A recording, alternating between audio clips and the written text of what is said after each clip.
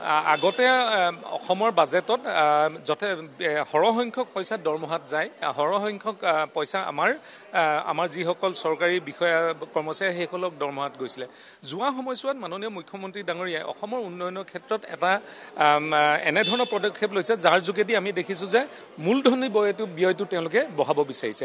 আৰু এই মূলধনী ব্যয় বঢ়ালে কি হয়, আমাৰ আৰ্থিক শক্তিশালীবিলাক হয় আৰু আমি গাঁৱৰ পৰ্যায়ত আমাৰ মানুহৰ এক্সপেণ্ডিচাৰ যিটো কেপাচিটি সেইটো বাঢ়ে। আৰু যেতিয়া এক্সপেণ্ডিচাৰ কেপাচিটি বাঢ়ে তেতিয়া আমাৰ মাৰ্কেটখন টনকিয়াল হয়, বজাৰখন টনকিয়াল হয় আৰু নতুন প্ৰজন্মই বহুখিনি সুবিধা পায়, যিবিলাক সুবিধাৰ যোগেদি তেওঁলোকে ব্যৱসায় বাণিজ্যৰ পৰা আৰম্ভ কৰি ষ্টাৰ্টআপৰ পৰা আৰম্ভ কৰি এনেধৰণৰ বহুখিনি জড়িত হৈ থাকে। আমি আশা কৰিছোঁ এই বাজেটখনৰ মূলধনী ব্যয়টো আমি 1 লাখৰ ওপৰত পাম বুলি ভাবিছোঁ আৰু তাৰ ভিতৰত যদি আমাৰ 70% ব্যয় হয় তেতিয়া আমি এটা সুস্থ অৰ্থনীতি বুলি আমি গণ্য কৰোঁ। আপুনি কৈছে মূলধনী ব্যয় বাঢ়িব লাগে, সকলে আশা কৰিছে যে আন্তঃগাঁথনি উন্নয়ন হলে জিডিপি বাঢ়িব, যিহেতু জিডিপিৰ ক্ষেত্ৰত 15.3% গ্ৰোথ ৰেট টাৰ্গেট কৰিছে বা চৰকাৰে। আপুনি কৈছে যে বাঢ়িব। যোৱা বছৰ যদি আমি চাওঁ যে ৰাজহ ব্যয় আছিলে 1,11,000 কোটি টকা আছিলে আৰু মূলধনী ব্যয় আছিলে 31,661 কোটি টকা আছিলে।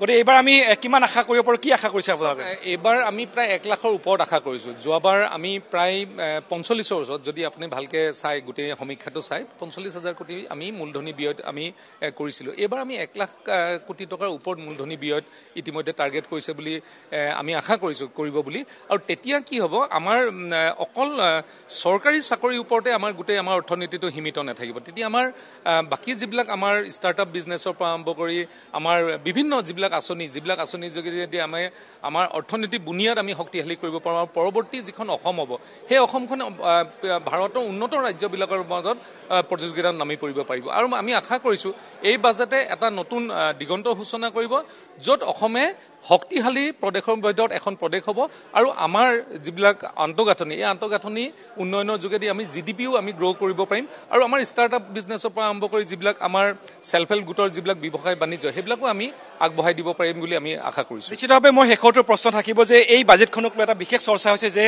এইখন নিৰ্বাচন কেন্দ্ৰিক এখন বাজেট হ'ব, কাৰণ পূৰ্ণাংগ বাজেট হ'ব। গতিকে চৰকাৰৰ যিখিনি ধ্বজাবাহী যিখিনি আঁচনি আছে, বিশেষকৈ মই যদি কওঁ মুখ্যমন্ত্ৰী নিযুত মইনা আঁচনি, মুখ্যমন্ত্ৰী মহিলা উদ্যমিতা অভিযান, অৰুণোদয় আঁচনি 3.2, মাইক্ৰ' ফাইনেন্সৰ ঋণ ৰেহাই আৰু মুখ্যমন্ত্ৰী আত্মনিৰ্ভৰ অসম অভিযান, এই যিবোৰ আঁচনি আছে এই আঁচনিৰ বিপৰীতে কিন্তু ৰাজহ হিতানত আৰু অধিক ব্যয় কৰিব নেকি চৰকাৰে? মই আপোনাক কৈছোঁ, এই যিখিনি আঁচনি আপোনালোকে কৈছে এই আঁচনিখন এইবাৰ নহয়, এই আঁচনিখন যোৱা 5টা বছৰে চলি আছে বা আমাৰ যিবিলাক কিছু আঁচনি যোৱা বছৰৰ পৰা লৈছে। এই আঁচনিবিলাকে আমাৰ জিডিপি গ্ৰ' কৰাত এটা সহায়ক হয়। মানুহে কয় যে এইবিলাক আমাৰ তেখেতসকল আমাৰ কি বুলি কয় বেনিফিচিয়াৰী বুলি কয়, আচলতে বেনিফিচিয়াৰী নহয়। এই পইচাখিনি যদি তেওঁলোকে ভালকৈ ব্যৱহাৰ কৰে তেতিয়াহ'লে তেওঁলোকে চাব যে আমাৰ জিডিপি গ্ৰ'থ কৰাৰ ক্ষেত্ৰত আমাৰ যিবিলাক চেল্ফ হেল্প গোটেই আছে বা যিবিলাক আমাৰ ষ্টাৰ্টআপ কৰিবৰ কাৰণে তেওঁলোকে আৰম্ভ কৰিছে সেইসকলে আমাৰ অৰ্থনৈতিক বিকাশৰ ক্ষেত্ৰত বহুখিনি আমি সহযোগিতা তেখেতসকলৰ পৰা পাম।